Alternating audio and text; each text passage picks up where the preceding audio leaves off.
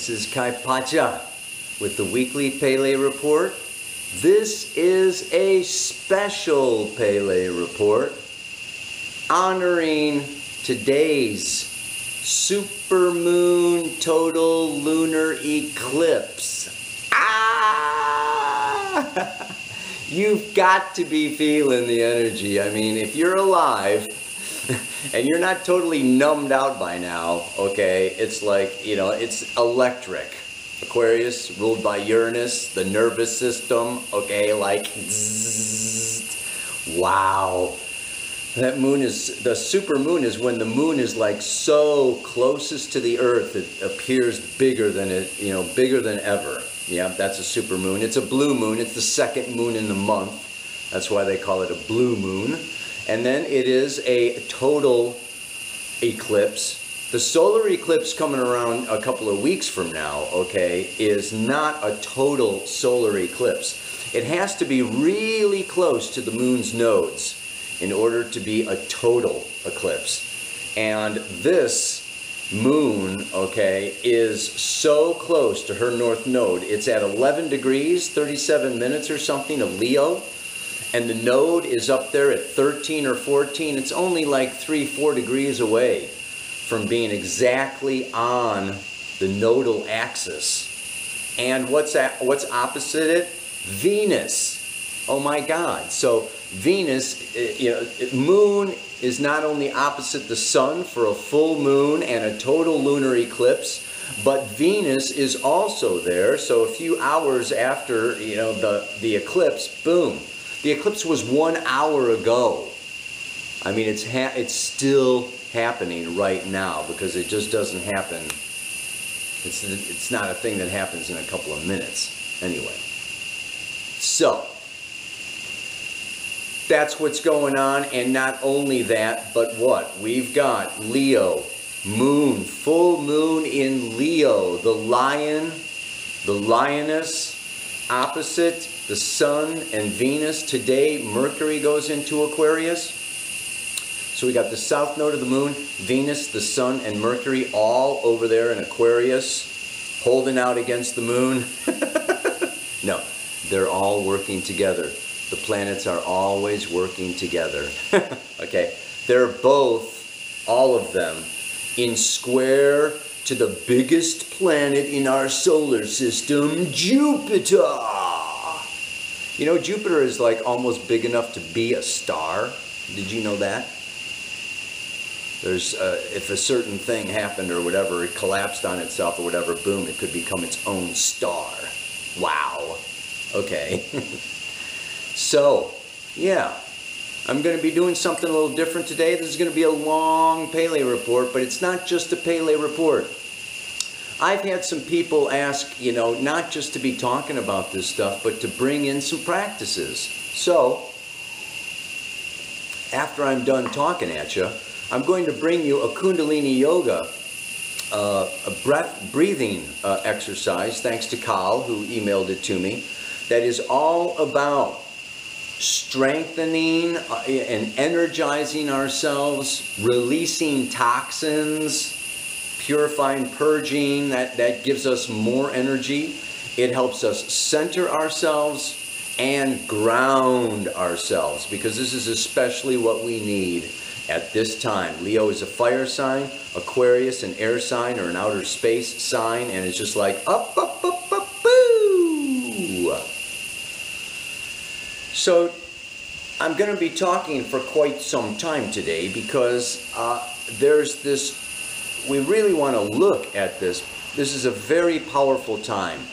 The total eclipse is bringing up issues. It is bringing up awareness. It is bringing up opportunities for evolution and growth, not just for this week, not just for this month, but for our entire lifespan and the next 2,000 years of the age of Aquarius. We are on the tipping point. We are on the verge. We are at the dawn of this age of Aquarius that lasts for 2,000 years. We are emerging out of the age of Pisces that has lasted for 2,000 years. So it's almost like, you know, if you know a newborn, well, not a newborn baby, but around 1 year old, they start to walk. And that's kind of what we're doing. You know, we're coming out of this age of innocence, naivety, follow the priest, rabbi, guru, whoever, you know, and just, you know, do what we're told and blah, blah, kind of sleepwalking, you know, for a couple thousand years. And we're waking up now. And you know, we're trying to stand on our own 2 feet and walk, okay? And it's like we're going to fall down. We're going to fall down. We're going to fall back. And we're going to fall forward. And so, you know, we're going to fall sideways. We're going to fall down. Sometimes we'll pick ourselves up. Sometimes we need each other to pick ourselves up.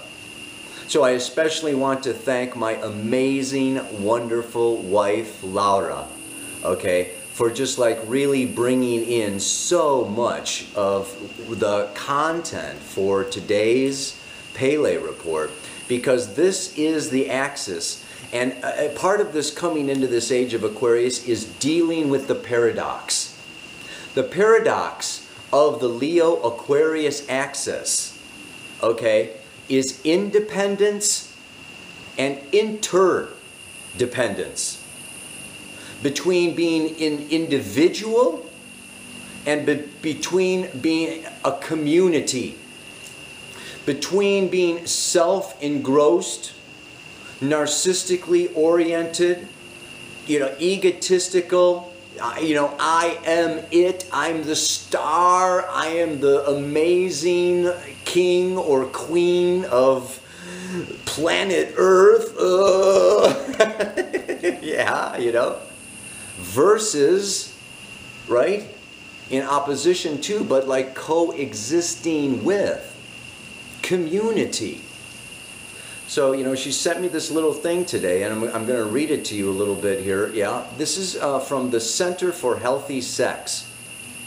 It's a daily, they send out a daily meditation. We belong to this thing. I'm going to put a link for it in the bottom, in the notes. If you want to sign up for this center, these meditations are freaking outrageous because this, and but first I think I want to read, let's look at the past. Let's look at this Sun, Mercury, South Node, Venus, all up here in the sign of Aquarius. And Aquarius is where there's a couple of things going on. I've talked about rebel, revolt, okay, step outside of the consensus, of the norm, and create seed pods, okay, create new communities, new families, new ways of not being codependent, but not being independent, but being interdependent. This is the trick, yeah? This is what we're moving into. It's doing community, doing society in a new way. That's not about patriarchal, hierarchical domination and control of the masses through fear or greed or whatever, okay? But really coming into a place where unity in diversity. So we need to be individuals. We need to be this Leo, yeah? And we need to find ourself and find our core. And we also need not to get stuck there. We need to be open to listening, to receiving feedback, and to like really, you know, coming into a place of cooperation, of understanding, and of creating a social dynamic. So let's look at the, you know, the moon. It's very interesting because the moon has to do with our subconscious instincts, our inner child, you know, our past, and it's in Leo. So here's our past, okay? I want to be, I want to be special. I want to be unique. I want everybody to see me and approve of me and love me and adore me. And oh my God, I'm just, ta-da. I'm ready for Hollywood. I'm ready for the stage, okay? These are these cards I got, and I'm sorry, this wonderful woman just gave me this deck of cards in Mexico, and I'm so terrible I even forgot her name. It was years ago. If you're listening, send me the name of this deck and your name. I remember your face and your chart, but I don't remember names so good. But listen to this. I mean, I just drew this card randomly last night as I am going into the dream state, like wanting to get a mantra from source and this and that and the other, and I draw a card, let me dream about this. It comes out individuality. Individuality. When the shield carrier reaches the top of the mountain, she never seeks approval, because approval is based on doubt. You doubt yourself? Oh, please, tell me I'm okay, right? Approval is based on doubt. Your strength and wisdom are celebrated in your unique ability to view the experience of life with new vision. Power lies in individuality and the ability to see yourself through your own eyes and not through the eyes of another. Like, I know myself, thank you very much. I'm in my witness, my observer, I am awakened, thank you. I am an individual, I am self-aware. This is great power. To be in power, you must take your power and exist within your own individuality. So this is a powerful way. This is the way of the lion and the lioness. This is the way of Leo. I am self-aware. I am an individual. No one can teach me or tell me how to be me. I have to discover it and express it and almost create myself out of myself by being myself. I will know myself through my creations. When I create a song, a dance, a baby, a relationship, a house, a whatever, I see myself through my creations. So this north node of the moon and the moon conjunct the north node is really going into this like, you know what? Creative self-expression.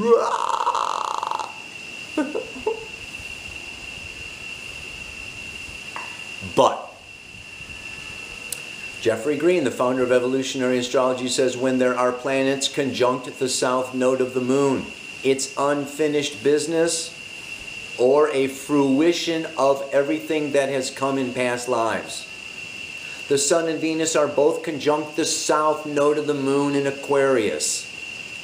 We have some unfinished business to attend to. So this unfinished business or this fruition is about community. It's about interdependence, not through being blind sheep following a shepherd, but through being awakened individuals ready, willing, and able to enter into society, relationship, cooperation, businesses. This all takes cooperation. So now I want to read from the Center of Healthy Sex, this daily meditation that I got this morning that Laura sent me. Yeah. First is a quote from Mahatma Gandhi. It is man's social nature which distinguishes him from the brute creation. If it is his privilege to be independent, it is equally his duty to be interdependent. Only an arrogant man will claim to be independent of everybody else and be self-contained.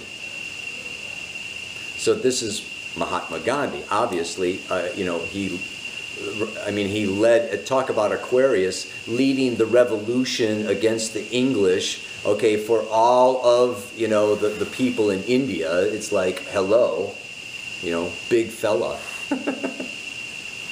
Let's go on here with the daily meditation from these guys.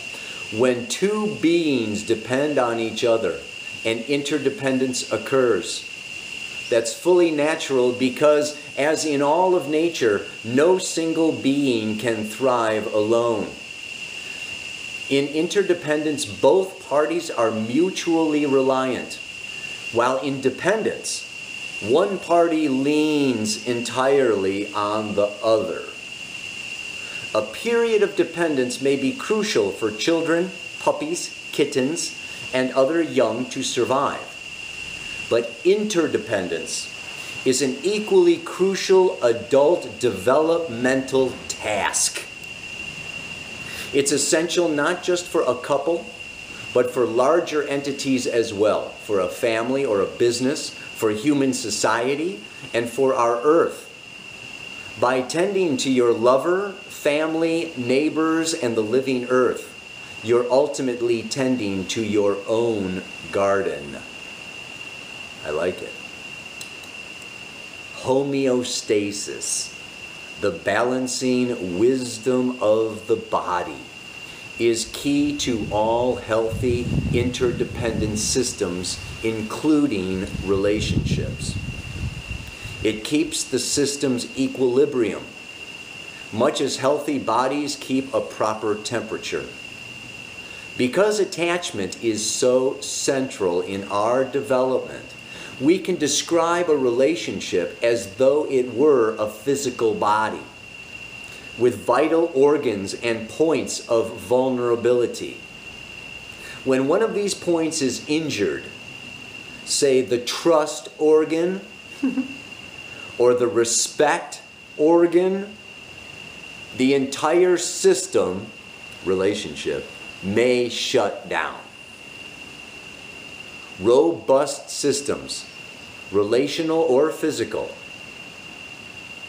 correct themselves through both positive and negative feedback. I know that one. It's just like, when you eat something bad, your stomach gives you negative feedback. When you're, really messed up in the head, you get a headache. Whatever, Negative feedback tends to balance systems, and positive feedback tends to grow them stronger. When something is wrong in a relational system, negative signals usually grab our attention and call us to reparative action. In a relationship, that's the time to own your part in a problem by admitting your challenges to your partner. But don't forget that it's equally important to build on what's going well, to take time to celebrate moments of joy. For interdependence works only with each member's full participation in the health of the system. You get this? For a healthy relationship, for a healthy business, for a healthy community, for a healthy society, for a healthy planet, we have to acknowledge the interdependence of all creation. This is where we are all one. And where we are all one really hits the road. We do need each other, just like we need the plants and the animals and the oxygen and the earth. To deny our interdependence is to be foolish, to be naive, and to ultimately not survive. So this need for connection is not just a spiritual need. We are physically. There's a food chain, by God. You know, it's like, hello, man. There is this interdependence happening. And yet, as Leo will say, each and every single one of us is special and creative and unique. And we need to bring our own, brilliance, to the stage, to the light, to the community. Yeah? And we need to go inside and really not become codependent, but interdependent. So there is this process of maturing that's got to happen. And now what I can also say is, you can see this also in the cycle of any given lifespan. In any given cycle, the cycle of the moon, we are now at a full moon. This is the turning point. Aries, Taurus, Gemini, Cancer, Leo, Virgo. This is out. This is, the plant from springtime, Aries, from the new impulse, the seed grows and gets stronger and is bigger and, opens up and bears fruit. And then Virgo is the harvest of that fruit. Thank you very much. The community needs these cashews. The community needs these avocados. The community needs these mangoes. Coconuts, whatever, So it's like the plant gives. This is the harvest of Virgo. And from Libra, Scorpio, Sag, Cap, Aquarius, Pisces, guess what? The outside forces of relationship, of partnership, of, the bigger, wider, greater cosmic reality grows stronger and stronger and stronger. And it's like, whoa, baby, you better merge. Yeah? The plant withers and dies and gives off its seeds. And then comes winter. And it's just like, the needs of the many outweigh the needs of the few. So this Aquarius time, is a time when, the needs of the community, the needs of society, the needs of the country, the needs of Mother Earth are more important than, our own personal show. So we have to kind of open ourselves. That's what the mantra this week is about. Is opening. We are ready for union. Yeah, this is a willingness. This is a choice. This is a decision. Okay? I'm really going to offer my fruit to the community. Not for approval and not for attention and money and love and da-da-da-da-da-da. Not so I can be bigger, but no. I'm actually going to serve, sacrifice, give, release for the good of the whole, knowing that as I give to the whole is going to support me and help me survive and give back to me. This is where Pisces and faith and hope really come in very powerful and very strong. You see what I'm saying? So, the mantra for this week is, it's hard for me to lay myself out, both my future and my past, not seeking approval or longing for your love, but ready for union at last. It does require vulnerability. It does require, right? Oh, this is where I wanted to get into the square of Jupiter in Scorpio. Hello. It's going on this whole eclipse time season.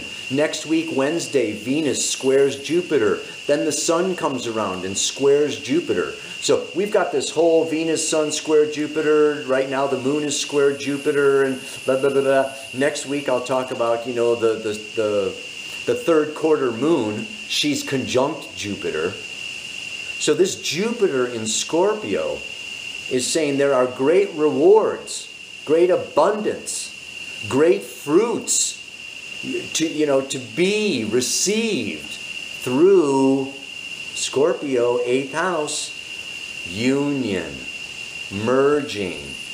Sometimes it's humbling. Sometimes we have to take feedback that's negative feedback to balance ourselves, admit that we're wrong, lay out my past and go, you know what, I'm a struggling, evolving human being. Forgive me, I messed up, I made an error or whatever, blah, blah, blah, blah, you know.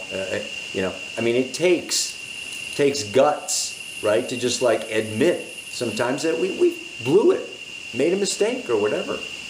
So this vulnerability, this exposure, Scorpio and the 8th house have to do with psychotherapy. They have to do with shamanism. They have to do with sex. Vulnerability, opening up. When we hide and keep secrets, it creates division. It puts wedges in our relationships. It puts walls between us. So Jupiter is saying, tear down these walls. Get humble. Look stupid. But there's nothing better than make-up sex. You know, it's like, you know what, I blew it, I hurt you. Oh yeah, you know, you're a jerk. And you get, you know, you do your whole intense, you know, scorpionic jealousy and envy and anger and, you know, passion and, you know, and then it's like, oh, but you know what? Even though you're an idiot, I love you. Right, you know, and then of course, you know, there's just great, you know, great union, great time. So this Jupiter in Scorpio, you know, it promises, there is a promise here, yeah, of great expansion, of great opportunity through really doing our work, yeah. So this is just a time period where you know, we can be really torn, because I could say the downside or the outside, the challenge, okay, with Aquarius and the Sun and Venus and Mercury, like I talked about before, is just isolating, withdrawing. You know, I don't belong on this planet. I'm an alien. I'm so different and weird. Nobody will understand me, and I'm not going to come down off my mountaintop and expose myself and admit that I'm a human being and that I have emotions and needs and fears. No, no, no, no, no, no, no. You know, I'm going to be above it, outside it, beyond it. You know, forget society, forget community. I mean, it's the ultra extreme of individualism. Yeah. It's like Leo wants to be an individual, but like wants to have an audience at least. You know, I mean, if Aquarius goes too far out there, they don't want an audience, they don't want anybody, they don't want anything, they are withdrawing from, you know, what did it say here? You know, what did Gandhi say? You know, I mean, it is our, what is it? You know, it is a equally crucial adult developmental task. Interdependence. It's a good thing we've got 2,000 years to learn this. Okay, this is the age of Aquarius. And we're just models, examples, pioneers, just trying to, you know, and like I say, we're just learning how to do this interdependence. Okay? And we're going to go too far either way. We'll go into codependence, we'll go into pure independence. Okay, we'll go into, you know, what I mean, it's, yeah, take it easy on yourself, man. So, you know, this Kriya that I want to do for you, you know, with you today, get yourself comfortable. You can be standing or sitting. This is a super good one. I'm going to back up a little bit. Yeah, this is to increase energy and awareness, release toxins, okay, and energize. It's good for a brain detox, which is kind of what we all need right now, because this energy of the eclipse is just overly stimulating our nervous systems, and we can just, you know, in some ways be freaking out. You know, the moon rules insecurity. We can really be feeling a lot of our insecurities right now and be feeling really unstable, you know, in ourselves. And that can be a good thing, because that brings reflection. And that brings an openness. Yeah. Okay. You got this ready? I mean, it's pretty simple, but It takes a little bit of practice. It's not that hard though. Ready? Okay. We're just going to do this one thing. First of all, you keep your eyes open with just a gazing ahead through this whole thing. Okay? Take your thumbs and wrap your fingers around your thumbs. Okay? Stretch your arms all the way out. And here we're going to inhale. Exhale through your mouth as you bring your right hand around and punch yourself in the left armpit. You know, you got lymph nodes in your armpit, right? So this is for the lymphatic system. Okay, so I'm going to go, I inhale. Then I bring my left hand around, close my right nostril, and inhale through my left nostril. Open my mouth.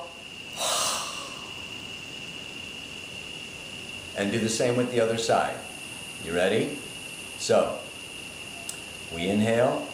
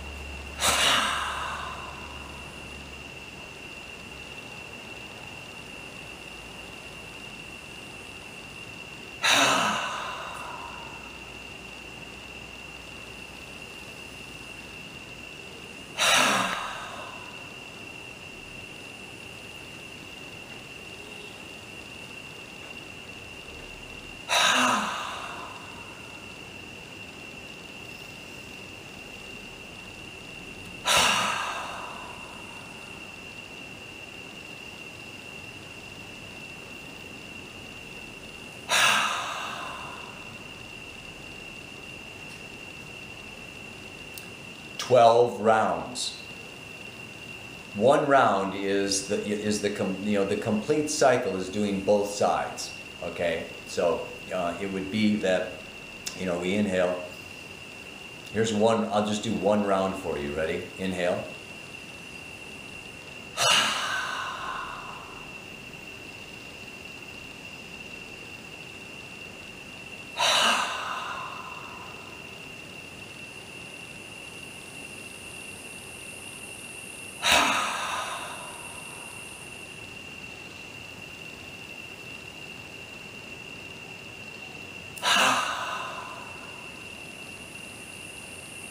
You got that? So that's one round. You do that 6 times. Okay, so that's, basically, I mean, you do that 12 times. So you're doing each side 12 times. And you breathe out like a lion or a lioness. It's great. I mean, I feel, yeah. Anyway. It's great to do, Kundalini Yoga every morning. It's good to have that spiritual practice. What more can I say? The mantra for today. Let's wrap it up. Oh my God. There's just so much to do and so little time. Okay? It's hard for me to lay myself out, both my future and my past. Not seeking approval or longing for love, but ready for union at last. May you have a beautiful, joyous, amazing eclipse day, week, season. Lots of union, Jupiter and Scorpio. Namaste, aloha, so much love.